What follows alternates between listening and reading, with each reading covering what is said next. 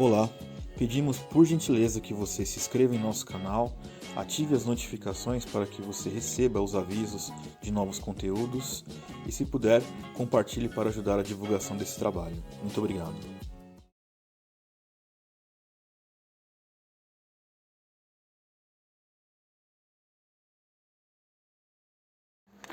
Fala pessoal, tudo bem? Mais uma vez, seja muito bem-vindo aqui ao nosso curso dos 5 Solas e a Vida dos Cristãos. Muito prazer, o meu nome é Marco Sico e estamos aqui falando de temas que são desdobramentos dos 5 Solas até o fim desse curso. Antes de nós começarmos aqui o nosso conteúdo, eu gostaria de pedir, humildemente, que você, se acha que esse material está sendo bom, está sendo produtivo para você, que você, por gentileza, que você curta, compartilhe, se inscreva. Se você ativar as notificações aqui no YouTube, toda vez que nós soltarmos um vídeo novo, você vai ser avisado, seja por e-mail, no aplicativo, vai ter uma notificação. E isso ajuda no engajamento, na disseminação desse conteúdo. Então, se você puder fazer isso para nos ajudar, eu agradeço, tá certo? Muito bem, o tema de nossa aula hoje é o sacerdócio universal dos crentes. E o que isso significa para nós hoje? Então, primeiro nós vamos basear essa aula e fundamentar essa aula na palavra de Deus, evidentemente. Eu queria que você também pudesse acompanhar essa leitura. Está lá em 1 Pedro, capítulo 2, versículos 9 e 10, que diz o seguinte: Vós, porém, sois raça eleita, sacerdócio real, nação santa, povo de propriedade exclusiva de Deus, a fim de proclamardes as virtudes daquele que vos chamou das trevas para a sua maravilhosa luz. Vós sim, que antes não erais povo, mas agora sois povo de Deus, que não tinhas misericórdia, mas agora alcançaste a misericórdia. Muito bem, parece-me que até hoje existe muita resistência de muitas pessoas a pregar de fato, né, o que é esse sacerdócio universal dos crentes. Percebo que também os reformadores eles defenderam muito esse ponto porque era um contraponto, né, ao clericalismo que foi desenvolvido na Idade Média. O que era pregado naquela época? Que somente a intermediação entre as pessoas, né, e Deus dependia de um sacerdote, né? Então somente um padre ou alguém de uma posição eclesiástica é que podia falar com Deus em favor das pessoas. E na verdade é justamente o oposto, né? O que isso significa, né? O que esse sacerdócio universal dos crentes significa? Significa que nós somos sacerdotes de nós mesmos, né? No sentido de nós prestarmos um culto diretamente a Deus, e nós não precisamos de nenhum tipo de sacerdote, padre, pastor, de nada, para prestarmos, né, este culto a Deus. É o que está lá em 1 Pedro, no capítulo 2, né, versículos 4 e 5. Chegando-vos para ele, a pedra que vive, rejeitada sim pelos homens, mas para com Deus eleita e preciosa, também vós mesmos, como pedras que vivem, sois edificados, casa espiritual, para serdes sacerdote santo, a fim de oferecerdes sacrifícios espirituais agradáveis a Deus por intermédio de Jesus Cristo, né? Muito bem, então óbvio que aqui os sacrifícios que está sendo dito não são sacrifícios literais, né? Aqui ele faz uma alusão ao Antigo Testamento, né? Que os sacrifícios eram materiais, né? E que hoje não, hoje na verdade o culto ele é espiritual, só que ele tem que ser um culto agradável a Deus, evidentemente, né? E que é realizado pela mediação apenas de Jesus Cristo, que ele sim é o Cordeiro perfeito de Deus, né? E quando cultuamos a Deus através de Jesus Cristo, né, nós estamos exercendo esse sacerdócio universal que nos foi delegado.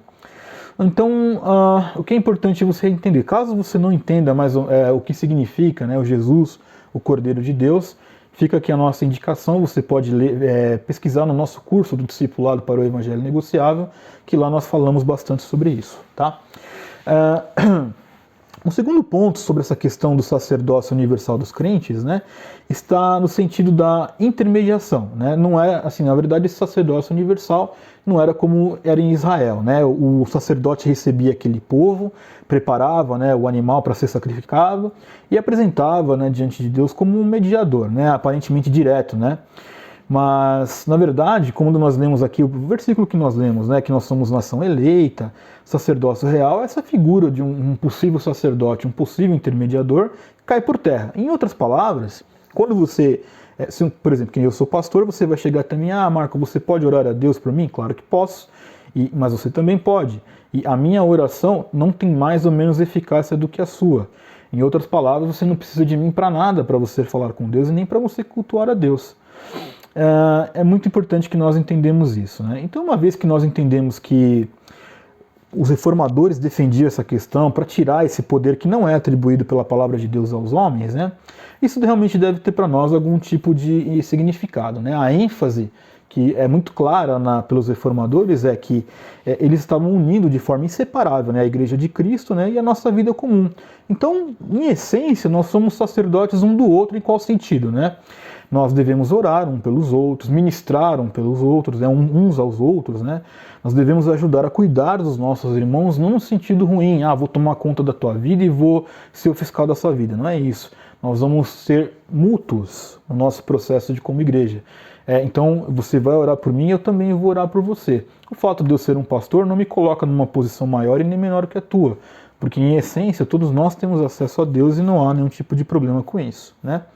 Então, esse sacerdócio também deve ter muito significado para nós, né? Uma vez que nós entendemos de fato o que aqui significa, o exercício desse sacerdócio universal significa, né, que devemos de fato proclamar a verdade do Evangelho, pregar a palavra de Deus, e não apenas anunciar, mas também vivermos as virtudes, né, do nosso Salvador Jesus Cristo, né?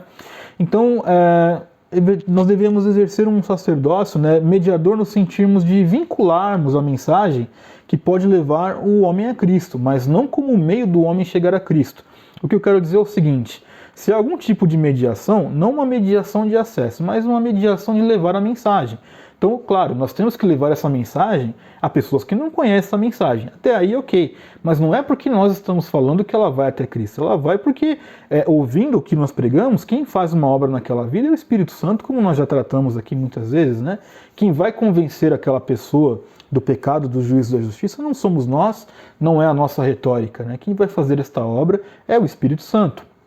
E isto eu entendo que é muito importante para uma igreja que de fato quer caminhar de forma saudável.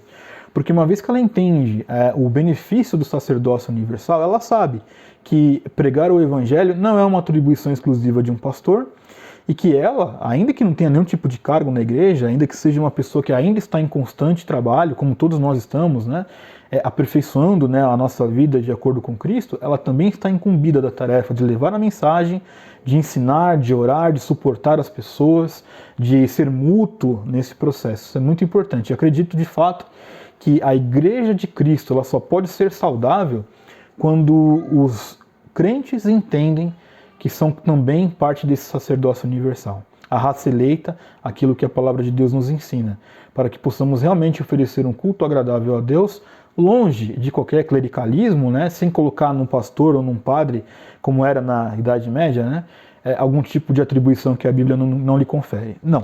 O sacerdócio é nosso, é meu e seu, seja lá o cargo que você tenha, e a tarefa também é nossa, de orar um pelos outros, aconselhar uns aos outros, abraçar, apoiar, pastorear uns aos outros. Isso é muito importante e muito relevante, tá bem?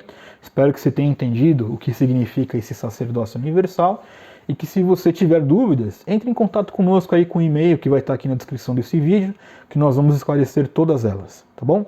Um forte abraço e até a próxima aula.